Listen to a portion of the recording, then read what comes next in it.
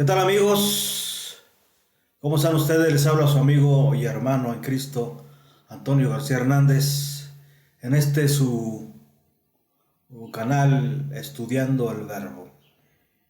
Y en esta ocasión, como siempre, vamos a estudiar el repaso de lección, así que les agradezco para que estén con nosotros este tiempo. Y en esta hora quiero orar por todos aquellos que nos están escuchando, están siguiendo este canal, los cuales agradezco que se hayan suscrito. Y quiero invitarles para que sigan invitando más gente que quiera conocer la palabra de Dios, sobre todo en estos tiempos que hay mucha angustia, hay mucha desconfianza acerca de qué tiempo estamos viviendo, si esta tragedia que estamos viendo, por lo menos aquí en México, ¿verdad? Sin considerar que está sucediendo en todo el mundo, esta pandemia, queremos que muchas gentes podamos alcanzar con este mensaje, gentes que quieran conocer más a Dios, gentes que quieran poner su vida en las manos de Dios, gentes que necesiten del poder del Evangelio eterno. Así que antes de iniciar, como siempre, vamos a inclinar nuestro rostro, vamos a cerrar nuestros ojos y vamos a pedir la dirección del Espíritu Santo. Bendito sea nuestro Padre que estás en los cielos, te alabamos, te glorificamos, Padre eterno, porque solamente tú lo conoces.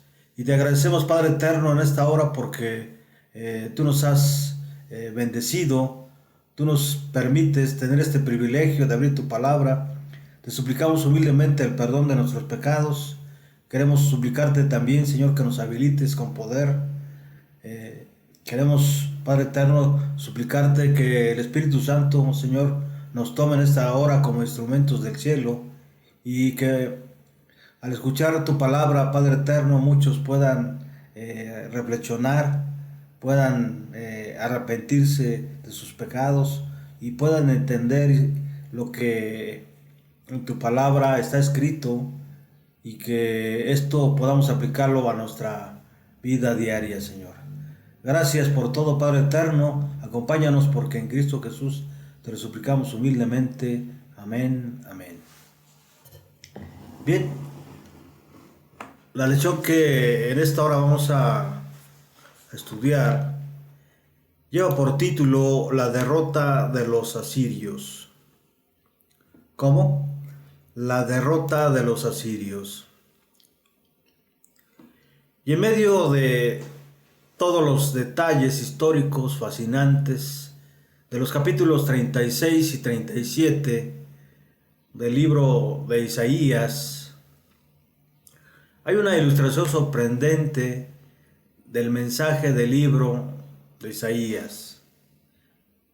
Se resume en una vida de fe entusiasta que es recompensada por una sorprendente intervención divina en un momento de crisis aterradora, cuando todos los factores terrenales apuntan a la inminente destrucción del pueblo remanente de Dios. Ahora, la pregunta es, ¿por qué es tan importante que Dios cuide, que Dios preserve al pueblo remanente de Dios? Estas preguntas las vamos a ir viendo en esta lección, en esta hora. Así que quiero invitarles para que juntos podamos ir a la Biblia. Ahí en el versículo que tenemos que aprendernos de memoria, que se encuentra en el libro de Isaías, capítulo 37, versículo 16. ¿Qué dice la palabra de Dios? Miren lo que dice la palabra de Dios. Jehová de los ejércitos, Dios de Israel, Dios que moras entre los querubines, solo tú eres Dios de todos los reinos de la tierra. Tú hiciste los cielos y la tierra. Es interesante esta cita porque empieza con una mención de Dios, pero le añade otras palabras que dicen de los ejércitos, Jehová de los ejércitos, Dios de los ejércitos, Dios de Israel. Y noten que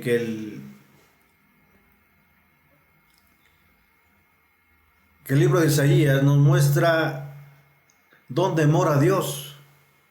Se moras entre los querubines. Solo tú eres Dios de todos los reinos de la tierra. ¿Verdad? Es interesante esto porque hoy en el mundo, cada nación, cada país, hay gobernantes, hay ministros, hay presidentes, ¿verdad? Que muchas veces asumen quizás el papel de Dios, ¿verdad?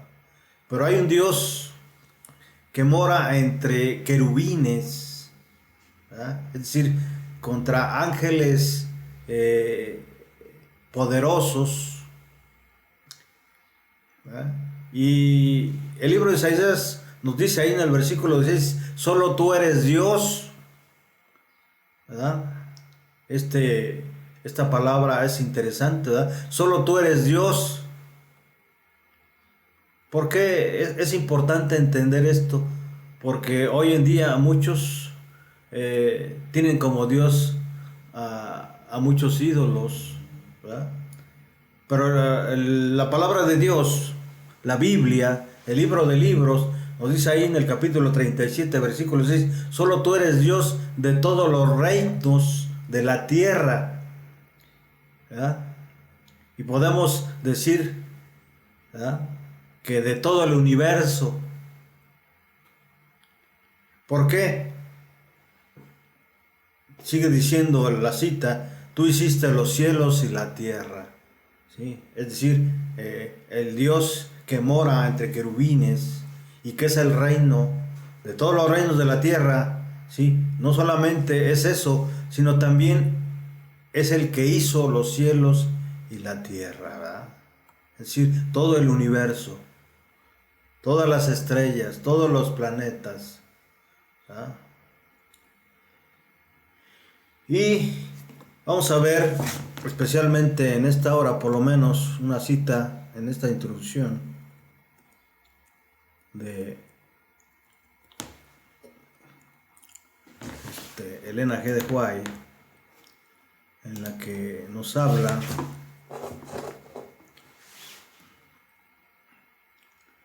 acerca de esta lección número 7, la derrota de los asirios, ¿verdad? Y nos dice en la parte introductiva, dice, el engrandecimiento y la caída del imperio asirio abundan en lecciones para las naciones modernas de esta tierra, ¿verdad? Es decir, la caída del imperio asirio tiene como propósito lecciones para las naciones modernas hoy en día en esta tierra. La inspiración ha comparado la gloria de Asiria en el apogeo de su prosperidad con un noble árbol del huerto de Dios que superan todos los árboles de los alrededores. Miren lo que dice Elena G. de White. He aquí, era el asirio cedro en el Líbano, ¿sí? Elena G. de White está considerando lo que dice Ezequiel 31, versículos del 3 al 9, dice, he aquí el asirio cedro en el Líbano, hermoso en ramas y umbroso con sus ramos, y de gran altura, y su copa estaba entre densas ramas. A su sombra habitaban muchas gentes. Hízose pues hermoso en su grandeza, con la extensión de sus ramas, porque su raíz estaba junto a muchas aguas. Es interesante, ¿sí? Esta forma en que el profeta Ezequiel y que Elena G. de White está considerando, ¿sí?, acerca de lo que representaba Asiria y en la forma en que Dios le había bendecido, ¿verdad? Estaba junto a muchas aguas y era considerada como un árbol, un cedro, ¿verdad?, hermoso en ramas, de grande altura, ¿verdad? Los cedros no lo cubrieron en el huerto de Dios. Las hayas no fueron semejantes a sus ramas, ni los castaños fueron semejantes a sus ramos. Ningún árbol en el huerto de Dios fue semejante a él en su hermosura. De esa manera, el profeta de Dios Ezequiel comparaba al pueblo de Asiria. Dice, y todos los árboles del Edén que estaban en el huerto de Dios tuvieron de él envidia, ¿verdad? Pero los gobernantes de Asiria, en vez de emplear sus bendiciones extraordinarias para beneficio de la humanidad, llegaron a ser el azote de muchas tierras. Y quizás hoy en día todo esto sucede, ¿sí?, de igual manera. Hay muchas ciudades, hay muchos países, muchos pueblos, ¿sí?, que están llegando a ese mismo estado. Sigue diciendo Elena G. de White, despiadados, sin consideración para Dios ni para sus semejantes, se dedicaron con su terquedad a obligar a todas las naciones a reconocer la supremacía de los dioses de Nínive, a los cuales ensalzaban sobre el Altísimo, ¿verdad? Dios les había enviado a Jonás con un mensaje de amonestación, y durante un tiempo se humillaron delante de Jehová de los ejércitos y procuraron su perdón, pero pronto volvieron a adorar a los ídolos y a tratar de conquistar el mundo. No sé si esto les suena común, pero sigue diciendo Elena, el poder de Dios no ha disminuido. Vi que su poder no sería concedido tan libremente como antes. La iglesia de Dios es la que ha perdido su fe para pedir su energía para luchar y clamar como Jacob, no te dejaré si no me bendices, de acuerdo a lo que dice Génesis 32, 26. La fe perseverante se ha ido muriendo. Y la pregunta, ¿esto es así? Sin duda es cierto, ¿verdad? Ya Elena G. de White en su tiempo notaba el estado declinante del pueblo de Dios. Pero ella dice, debe revivir en el corazón de los hijos de Dios, ¿verdad? Debe revivir en el corazón de los hijos de Dios, que la fe. Debe solicitar la bendición de Dios. La fe viva nos eleva siempre hacia a Dios y la gloria. La incredulidad nos arrastra hacia abajo, a las tinieblas y a la muerte, dice en su libro Testimonios para la Iglesia, tomo 1, página 136, ¿verdad? Es interesante esta cita de Elena G. de White porque nos da una idea no solamente de cómo era considerado Asiria en su tiempo. Dios le había bendecido enormemente, que era considerado como un cedro hermoso y grande, ¿verdad?, que estaba habitando en aguas, ¿verdad?, en medio de las aguas, ¿verdad? Y vamos a entrar a los puntos que vamos a ver en esta hora. Pero antes podemos decir que el rey Ezequías, quien era el rey de Judá en ese tiempo, tuvo que pagar las consecuencias de la unión de su padre Acaz, ¿sí?, este rey que no hizo las cosas bien delante de los ojos de Dios, ¿verdad? Ezequías tuvo que pagar las consecuencias de la unión de su padre Acaz con los asirios. Salmanasar V y Sargón II habían arrasado Israel y deportado a su población. Ahora el nuevo rey asirio, Sennacherib, se dirigía contra Judá. Y Ezequías se preparó para el conflicto. No cometió el error de su padre. Él confió en Dios como su apoyo para enfrentar al rey asirio. Y en medio de esta crisis, Ezequías tuvo que hacer frente a la guerra personal contra la muerte, ¿verdad? Aparte del conflicto de una guerra, ¿sí? Ezequías tuvo que enfrentar una crisis, ¿verdad? Una crisis personal.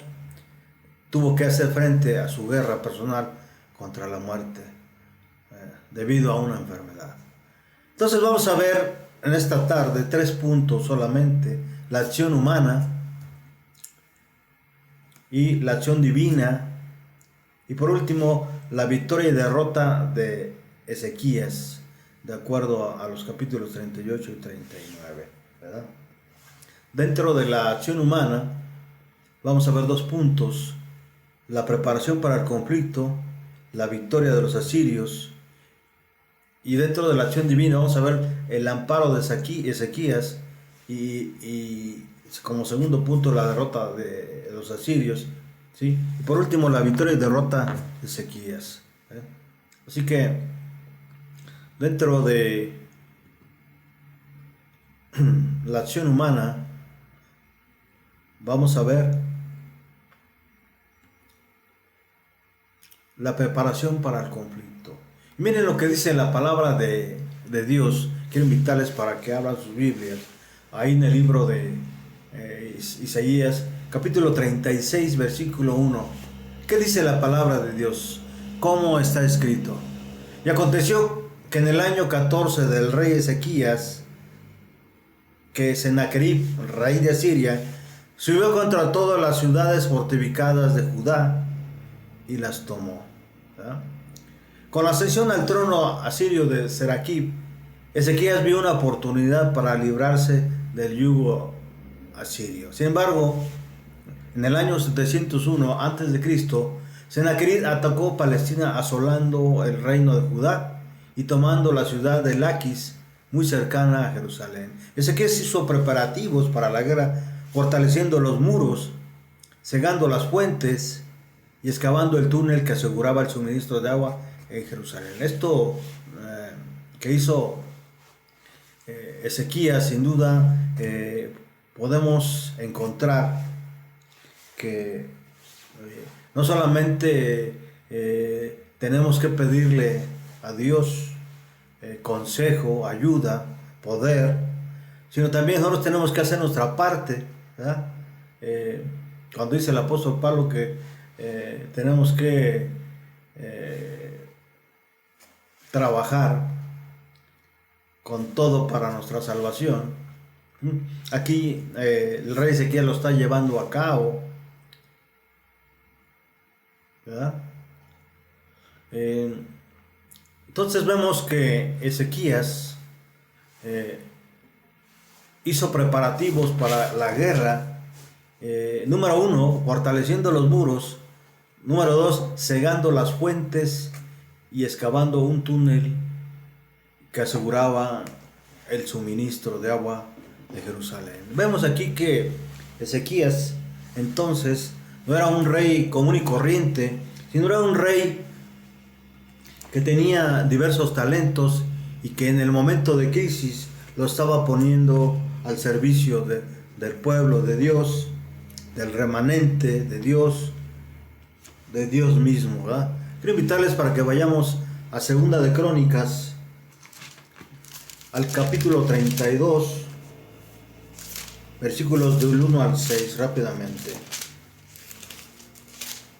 ¿Qué dice la palabra de Dios? ¿Cómo está escrito? Dice: después de estas muestras de fidelidad, el rey Sennacherib de Asiria vino a invadir Judá y acampó contra las ciudades fortificadas, con la intención de conquistarlas. Al ver Ezequías que Sennacherib había venido con la intención de combatir a Jerusalén, se reunió con sus príncipes y con sus valientes, y con su apoyo acordaron cegar las fuentes de las aguas, del agua que estaban fuera de la ciudad. Mucha gente se reunió y fueron cegadas todas las fuentes y el arroyo que corría a través del territorio, pues decían: ¿por qué han de hallar los reyes de Asiria muchas aguas cuando vengan? ¿Sí?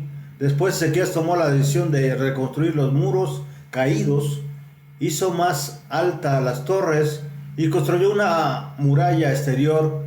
Fortificó además a Milo en la ciudad de David y ordenó que hicieran muchas espadas y escudos.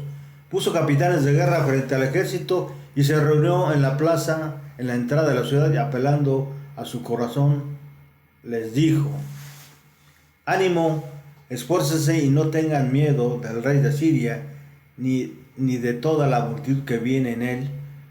Con nosotros está alguien que es más poderoso, ¿verdad? Alguien que es más poderoso. ¿Quién es ese alguien que es más poderoso? Después de hacer todo lo que humanamente podía, confió la victoria al único que podía defenderle. Con nosotros está Jehová nuestro Dios. ¿Sí? Y esto es un ejemplo para nosotros hoy, ¿verdad? Es un ejemplo para nosotros hoy. Dentro de lo que las acciones humanas que Ezequías pudo hacer, está el otro punto: la victoria de los asirios, ¿verdad? Miren lo que dice la palabra de Dios en Isaías 36:10, ¿verdad? Entonces vemos, quiero invitarles a la palabra de Dios, para que vayamos rápidamente a Isaías 36:10. ¿Qué dice la palabra de Dios? Dice: ¿acaso vine ya yo ahora a esta tierra para destruirla sin Jehová? Jehová me dijo: sube a esta tierra y destrúyela. Es interesante esta cita porque vemos que los asirios utilizaban diferentes métodos de guerra para atemorizar, ¿sí?, a las ciudades que deseaban conquistar. Y una estrategia que ellos utilizaban era la guerra psicológica, ¿verdad? Mientras sitiaba Laquis, Sennacherib envió a Rabsacés para intentar tomar Jerusalén, atemorizando al pueblo y convenciéndoles para que se rebelasen contra Ezequías y rindiesen la ciudad. Entonces Sennacherib envió a su comandante Rabsacés, quien habló con sus ministros de Ezequías, ¿sí? Ya él les había dado instrucciones para que no contestase nada, ¿verdad? Y entonces en Isaías 36:6 vemos que Sennacherib estaba utilizando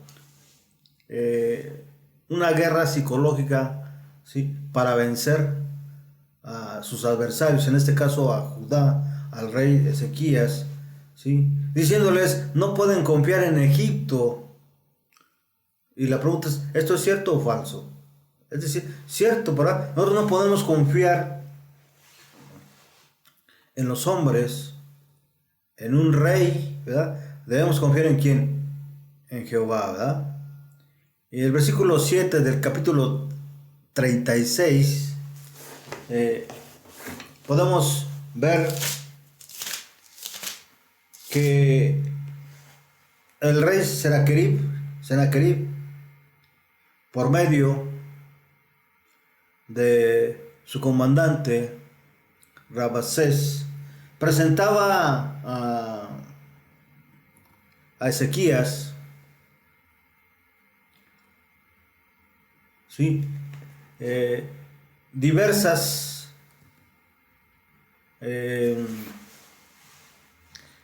cuestiones para que el pueblo diera la espalda al rey Ezequías. Una de esas es que les decían, no pueden confiar en Dios ya que Ezequías lo ha ofendido derribando sus lugares de culto. Quizás muchas veces nosotros cometemos fallas y pensamos que por esa razón eso nos debe limitar o eso nos debe impedir hablar directamente con Dios para solicitarle su ayuda, ¿verdad? Y en esta ocasión, todo esto que hasta aquí lo que decía el rey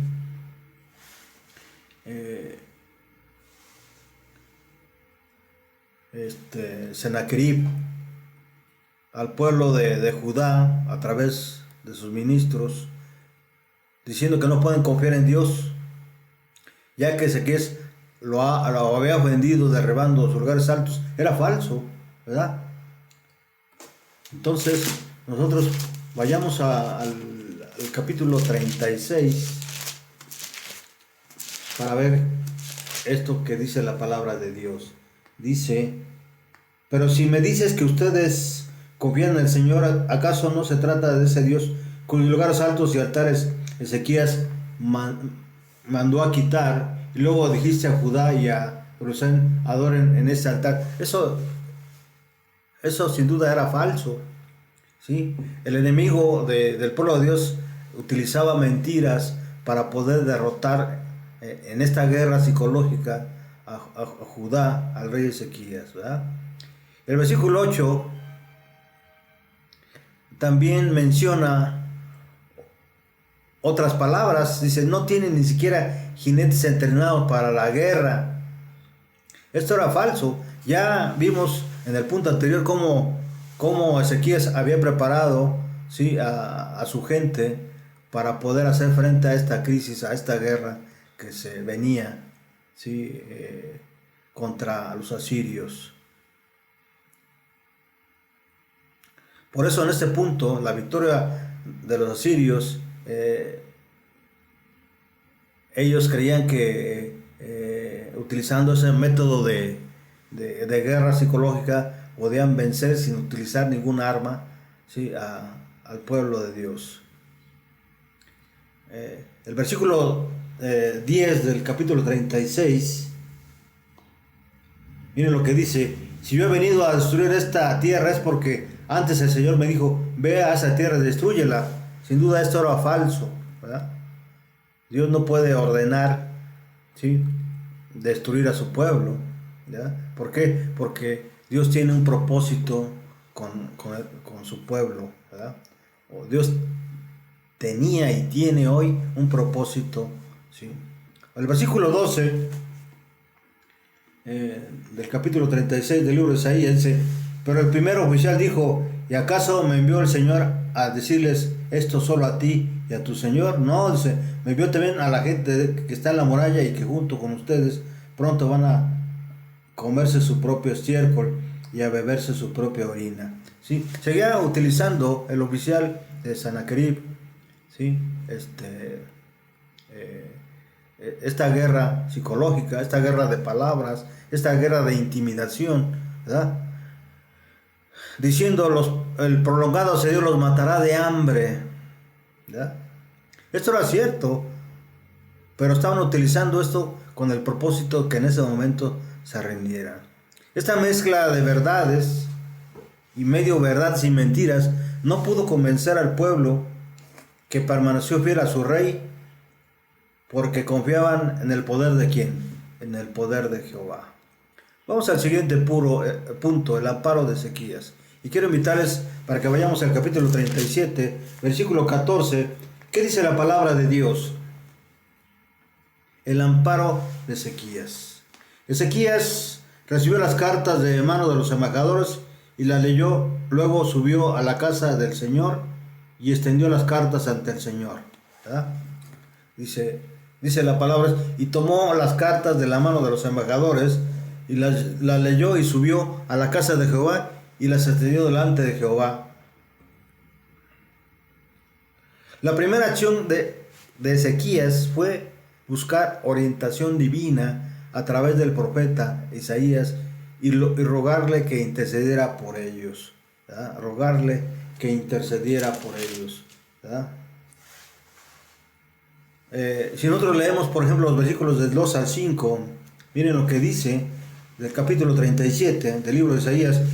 Luego envió también cubiertos de silicio al mayordomo Eliaquín, al escriba Semna y a los ancianos de los sacerdotes para que hablaran con el profeta Isaías, hijo de Amós. ¿Sí? Ezequías acudió a Dios a través del profeta Isaías para su consejo, ¿verdad? Para su consejo. Versículo 3 dice, y le dijeron de su parte, hoy es un día de angustia, de represión y de blasfemia, porque ha llegado la hora de dar a luz y la parturienta no tiene fuerzas. Tal vez el Señor tu Dios habrá oído las palabras del primer oficial que su señor, el rey de Asiria, envió para blasfemar contra el Dios vivo, tu Señor y Dios, y para ofenderlo con sus palabras. Eleva pues una oración para el remanente que todavía queda. Entonces, ¿cuál fue el consejo que le dio el profeta? Eleva una oración, ¿verdad? Y dile a Dios cómo el rey Sennacherib lo había ofendido, ¿verdad? Los siervos de Ezequías fueron a hablar con Isaías y esto les dijo, ¿verdad? Digan a su señor el rey que así ha dicho nuestro Dios, ¿verdad? Nuestro Señor, no tengas miedo por las palabras que has oído y con las cuales los siervos del rey de Asiria han blasfemado contra mí, ¿verdad? Muchos hoy, o muchos gobiernos, muchos países, muchos pueblos, hoy blasfeman contra Dios, ¿verdad? Pero como ya vimos que Dios va a hacer un juicio a las naciones y tenemos que tener mucho cuidado con esto, ¿verdad? Ojalá este mensaje llegue a mucha gente importante y empiece a razonar, a temer a Jehová de los ejércitos. La respuesta fue inmediata.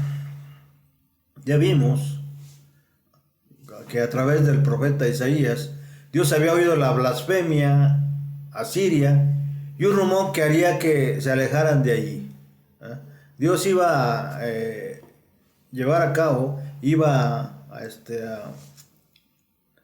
a llevar una forma de vencer al pueblo asirio, y dijo que iba a propagar un rumor que haría que se alejaran de allí.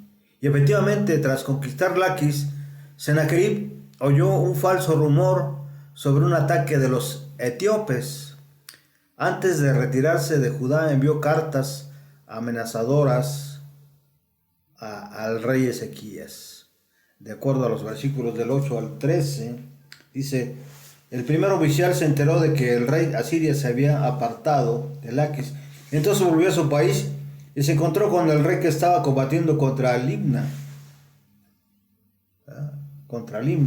Cuando se enteró de que Tiraca, el rey de Etiopía, había salido a combatirlo, envió embajadores a Ezequías con este mensaje: digan a Ezequías, rey de Judá, no te dejes engañar por tu Dios, en quien confías, ni creas que Jerusalén no caerá en manos del rey de Asiria. Es interesante el versículo 10, ¿verdad? Donde los embajadores de Ezequías dieron el mensaje a ¿sí? De lo que habían dicho los oficiales del rey Sennacherib, ¿verdad? No te dejes engañar por tu Dios. Dios no es hombre para que diga mentiras. Dios no tiene la necesidad de mentir, porque Dios tiene el poder para poder libertar, para poder traer la victoria, ¿sí?, a su pueblo frente al pecado, frente a sus enemigos, ¿verdad? Ezequías entonces vemos que extendió estas cartas ante Dios al pedirle liberación, lo reconoció como santo y rey y creador. El rey solicitó la ayuda divina, no para su propio beneficio, sino para que Dios fuese conocido por las naciones. Es interesante esto, ¿verdad? El rey fuese conocido. Viene ahora la derrota de los asirios, ¿verdad? Y aquí es donde viene la intervención divina, ¿verdad? El capítulo 37 y 35, versículo 35, miren lo que dice: porque yo ampararé a esta ciudad para salvarla, por amor de mí mismo y por amor a David mi siervo. El rey Ezequías era descendiente de David, y por ese amor que tenía a su siervo David, Dios proclama estas palabras a través del profeta Isaías: porque yo ampararé a esta ciudad para salvarla, por amor a mí mismo, dice, y por amor de David mi siervo. El propósito, debemos recordar que detrás del velo, detrás de todo esto, está Satanás. Y este tenía un propósito muy especial, y era aniquilar a Judá para evitar el nacimiento del Mesías y la redención del mundo, ¿verdad? Si Sennacherib hubiese conquistado a Jerusalén, había conseguido su propósito, pero no fue así. Al tiempo que grababa sobre el muro de su palacio la victoria sobre Laquis, Sennacherib alardeó de haber encerrado a Ezequías como un pájaro en una jaula, pero no pudo decir que lo había derrotado ni que había tomado Jerusalén, ¿verdad? Del contingente que había dejado para asediar a la ciudad, 185,000 soldados fueron muertos por un ángel, el ángel de Jehová. Por supuesto, no dijo nada de esto en su mural. Al regresar a su ciudad, el propio rey encontró la muerte. Dios había ganado, Dios había derrotado a los asirios, ¿verdad? Y había salvado, ¿sí?, al remanente, al pueblo de Dios. Ahora, muchas veces nosotros, una vez que hemos obtenido una victoria, podemos llegar también a sufrir una derrota, ¿verdad? En este caso, Ezequías experimentó de una forma la victoria y la derrota a la vez, ¿verdad? Quiero invitarles a que vayamos al capítulo 39 del libro de Isaías, al versículo 1. Miren lo que dice la palabra de Dios. Por esos días, Merodach Baladán, hijo de Baladán, rey de Babilonia, se enteró de que Ezequías había estado enfermo, pero ya había convalecido, así que le envió cartas y presentes. ¿Cuál era el propósito de este rey de Babilonia? ¿Sí? Vamos a ver primero cómo es que o por qué razón Ezequías tenía una victoria y una derrota, ¿verdad? Dice, en aquel tiempo Merodac Baladán, hijo de Baladán, rey de Babilonia, envió cartas y un regalo a Ezequías porque supo que había estado enfermo y se había recuperado. ¿Verdad? Es interesante esto, ¿verdad? En medio de la crisis, ¿verdad? En medio de la guerra, en medio de la victoria de Dios sobre Asiria, Ezequías se enfermó y el profeta Isaías le anunció que moriría. Yo no sé si esto nos sucediera a nosotros, ¿qué haríamos, verdad? Así que el rey se volvió a Dios. Y sin duda eso es lo que nosotros tendremos que hacer también.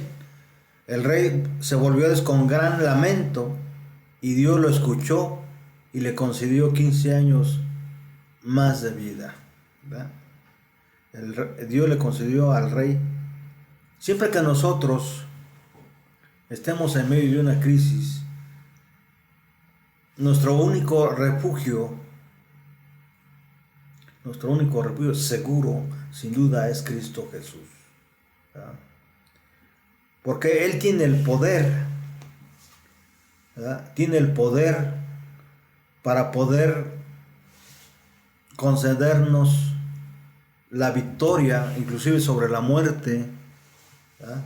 Así como le concedió la victoria así, en la guerra contra Siria. Dios puede concedernos también la victoria sobre la muerte. Y cualquiera se preguntará, bueno, ¿y por qué solamente le concedió 15 años de vida? ¿Verdad? ¿Por qué solamente le concedió? Porque muchas veces nosotros desperdiciamos las oportunidades de ensalzar el nombre de Dios, ¿verdad? Ante los hombres. En este caso, Ezequías se ensalzó su nombre en vez de ensalzar el nombre de Dios delante de los babilonios. Mientras el rey alababa a Dios por su curación, los astrónomos babilónicos observaban el extraño fenómeno. Al conocer la conexión de este suceso con la curación de Ezequías, el rey de Babilonia envió a sus mensajeros, ¿verdad? Yo creo que era el momento de que Ezequías alabara a Dios por este milagro, ¿sí? Por este don, por esta señal que Dios le había dado. Y en medio de esa angustia, Ezequías solicitó una señal que confirmase este gran milagro. Y la señal fue un milagro en sí misma. El sol retrocedió al pedido de Ezequías. Si nosotros consultamos el versículo 8 del capítulo 38 de Ezequías, vemos la señal que dio Dios. Dice, yo haré que el reloj del sol de Ahaz en la sombra retroceda a los 10 grados que ya había bajado. Y en efecto, la sombra retrocedió a los 10 grados que había bajado. Esto lo escribió Ezequías, rey de Judá, cuando cayó enfermo y sanó de su enfermedad. El versículo dice, yo creía que a la mitad de mis días bajaría a las puertas del sepulcro y que ya no viviría el resto de mis años. Yo creía que ya no vería al Señor en la tierra de los vivientes y que ya no volviera a ver a los que habitan en este mundo, que mi casa había sido removida, como cuando se levanta la tienda de un pastor, como un tejedor. Recorté mi vida y Dios me la cortó con la enfermedad. En un solo día acabó conmigo. Esto es lo que dice Ezequías, ¿verdad? Acerca de Dios, ¿verdad? Entonces, victoria y derrota de Ezequías, ¿verdad? Elena G. de White El Ministerio por la Curación, página 382, miren lo que dice. En los días aciegos, cuando todo parece conjurarse contra nosotros, tengamos fe en Dios. ¿Cómo?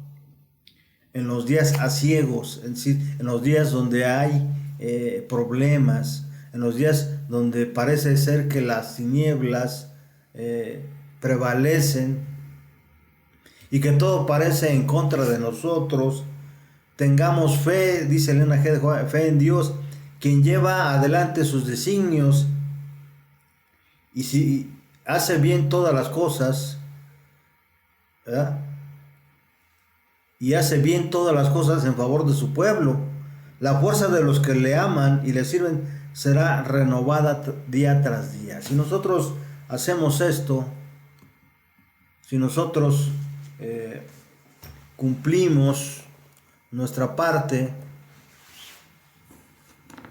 sin duda Dios va a alargar nuestros días, ¿verdad? Y lo ha prometido. O sea, no es una cuestión de, ¿cómo se llama? Que nos pueda, que podamos decir que no es cierto. Ahora, Elena G. de White dice que la visita de esos mensajeros de un gobernante lejano dio a Ezequías oportunidad de ensalzar al Dios viviente. Cuán fácil le habría resultado hablarles de Dios, sustentador de todo lo creado, mediante cuyo favor le había perdonado la vida cuando había desaparecido toda esperanza. ¿Verdad? ¿Qué portentosas transformaciones podría haberse realizado si esos investigadores de la verdad provenientes de las llanuras de Caldea se hubiesen visto inducidos a reconocer la soberanía suprema del Dios viviente? Es interesante esto que dice Elena G. de White, ¿verdad? Si Ezequías hubiera dado testimonio del Dios todopoderoso, del único Dios verdadero, quien vive entre querubines, ¿verdad?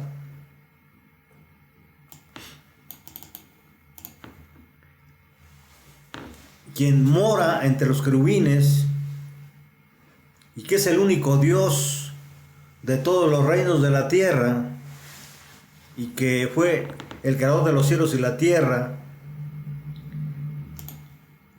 ¿verdad?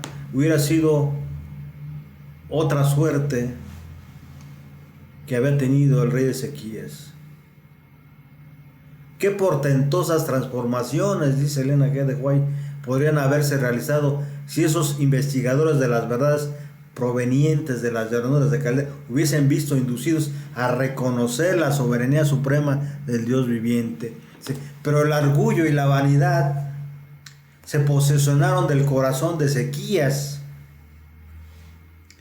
Qué temerario es eso, ¿verdad? Que al pueblo de Dios le pase a eso, ¿verdad? Qué triste, ¿verdad? Qué triste que a un líder como el rey Ezequías o un líder de hoy en día, el orgullo y la vanidad se posesionen de su corazón, así como del rey Ezequías. Dice Elena G. y ensalzándose a sí mismo, expuso a ojos codiciosos los tesoros con que Dios había enriquecido a su pueblo. El rey enseñóles la casa de su tesoro, plata, oro y especerías, ungüentos y preciosos, y toda clase de armas, y todo lo que pudo hallar en sus tesoros. No hubo cosa en su casa y en todo su señorío que Ezequías no les mostrase. De ahí, de acuerdo a Isaías 39:2. No hizo esto para glorificar a Dios, dice Elena G. de White, sino para ensalzarse a la vista de sus príncipes extranjeros. No se detuvo a considerar que estos hombres eran representantes de una nación poderosa que no temía ni amaba a Dios, y que era imprudente hacerles sus confidentes con referencia a las riquezas temporales de la nación. ¿Verdad? Esto lo dice Elena G. de White en Profetas y Reyes, páginas 255, ¿verdad? 255 y 256. Estamos a punto de llegar al final de este repaso, ¿sí? Nada más termino con esta cita. El relato de cómo Ezequías no fue fiel a su cometido contiene una lección importante para todos. Necesitamos hablar mucho más de los capítulos preciosos de nuestra experiencia, de la misericordia y bondad de Dios, de las profundidades incomparables del amor del Salvador. Cuando la mente y el corazón rebosen de amor hacia Dios, nos resultará difícil impartir lo que encierra la vida espiritual. Entonces, grandes pensamientos, nobles aspiraciones, claras percepciones de la verdad, propósitos anegados y anhelos de la piedad y santidad hallarán expresión en palabras que revelen el carácter de lo atesorado en el corazón. ¿Qué han visto tus amigos y conocidos en tu casa? En vez de revelar los tesoros de la gracia de Cristo, ¿estás desplegando aquellas cosas que perecerán con el uso? ¿O comunicas algún nuevo pensamiento sobre el carácter y la obra de Cristo a aquellos con quienes te pones en contacto? Ojalá aquellos por los cuales Dios ha hecho maravillas mostraran su alabanza y hablaran de sus obras poderosas. Pero cuán a menudo aquellos para los cuales Dios obra son como Ezequías y se olvidan del dador de todas sus bendiciones, dice Elena G. de White en Conflicto y Valor. ¿Ya? Es interesante y es importante que en este tiempo y que en esta hora nosotros podamos meditar, ¿sí? Meditar en este relato de esta experiencia del pueblo de Dios, donde el orgullo y la vanidad se posesionaron del corazón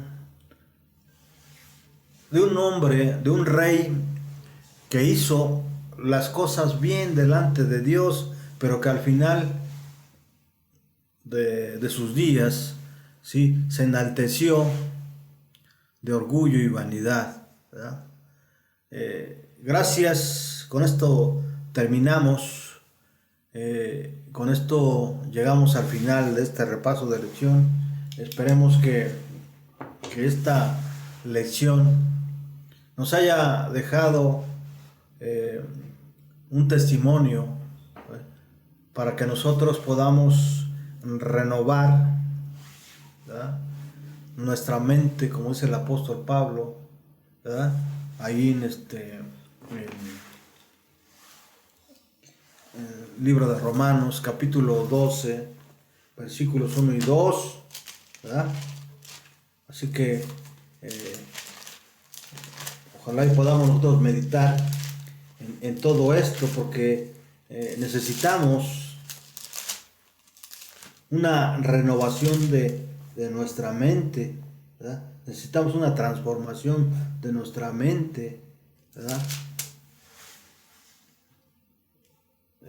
Y dice el apóstol Pablo, ahí en el versículo 2 de Romanos 12, no se adapten a las costumbres de este mundo, sino transfórmense por medio de la renovación de nuestra mente. ¿Por qué dice esto el apóstol Pablo? Porque hoy en día muchos dentro del pueblo de Dios hay orgullo y vanidad. Hay orgullo y vanidad en su corazón. Constantemente se están ensalzándose a sí mismo, ¿verdad? Y todas las bendiciones que Dios les ha dado, ¿verdad?, lo muestran ante los ojos del mundo, ¿sí?, no como una bendición de Dios, sino una bendición que ha salido de sus propias fuerzas, de sus propios logros, ¿verdad? Así que quiero invitarles para que reflexionemos en esto y quiero invitarles para que nos acompañen en la siguiente lección, ¿verdad? Titulada Consolaos, pueblo mío, ¿verdad? Así que quiero invitarles para que y agradecerles en esta hora que nos han acompañado hasta el final de este audio, ¿sí? Este audio lo vamos a estar presentando estos audios. Estábamos presentando los videos, pero por algunos problemas de recursos técnicos, ¿sí? Solo estamos presentando hoy en día los audios, pero pronto nuevamente vamos a seguir presentando videos del repaso de lección. Así que se despide su servidor Antonio García Hernández en su canal Estudiando el Verbo. Les invito para que inviten más gente que se suscriba y podamos compartir, ¿sí? Este estudio de la palabra de Dios. Gracias y hasta pronto.